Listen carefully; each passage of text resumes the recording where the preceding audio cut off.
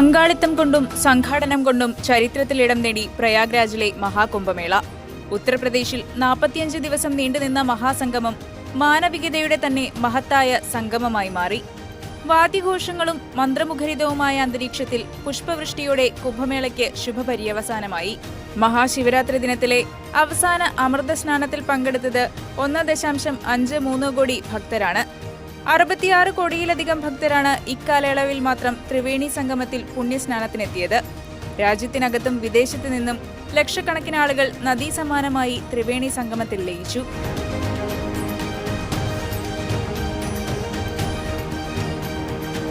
രാഷ്ട്രപതി ദ്രൗപദി മുർമു, ഉപരാഷ്ട്രപതി ജഗദീപ് ധൻഖർ, പ്രധാനമന്ത്രി നരേന്ദ്രമോദി, രാഷ്ട്രീയ പ്രവർത്തകർ, സിനിമാ താരങ്ങൾ, വ്യവസായ പ്രമുഖർ എന്നിവരുൾപ്പെടെ സ്നാനം നടത്തി. അതിസുരക്ഷാ ക്രമീകരണങ്ങളാണ് മഹാകുംഭമേളയ്ക്കായി ഒരുക്കിയിരുന്നത്. 14,000 ഹോം ഗാർഡുകൾ, അർദ്ധസൈനിക വിഭാഗങ്ങൾ എന്നിവരുൾപ്പെടെ 50,000-ലധികം സുരക്ഷാ ഉദ്യോഗസ്ഥരെ വിന്യസിച്ച് തീർത്ഥാടകരുടെ സുരക്ഷ ഉറപ്പാക്കി. ആയിരക്കണക്കിന് ടെന്റുകളുള്ള ഒരു താൽക്കാലിക നഗരമായി മഹാകുംഭ് നഗർ രൂപാന്തരപ്പെട്ടു. 92 നവീകരിച്ച റോഡുകളും സൗന്ദര്യവൽക്കരിച്ച 17 പ്രധാന റോഡുകളും 30 താൽക്കാലിക പാലങ്ങളും തീർത്ഥാടകരുടെ യാത്ര സുഗമമാക്കി.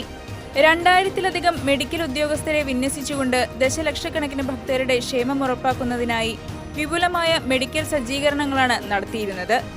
കുംഭമേളയുടെ വിജയകരമായ ആസൂത്രണത്തിന് ഇന്ത്യൻ റെയിൽവേ സംഘത്തിനെ കേന്ദ്രമന്ത്രി അശ്വിനി വൈഷ്ണവ് അഭിനന്ദിച്ചു. പ്രയാഗ്രാജിലെ മഹാകുംഭമേളയ്ക്കായി 16,000-ലധികം ട്രെയിനുകൾ സർവീസ് നടത്തിയെന്നും ഏകദേശം 4,50,00,000 യാത്രക്കാർ സർവീസുകൾ ഉപയോഗപ്പെടുത്തിയെന്നും അദ്ദേഹം അറിയിച്ചു.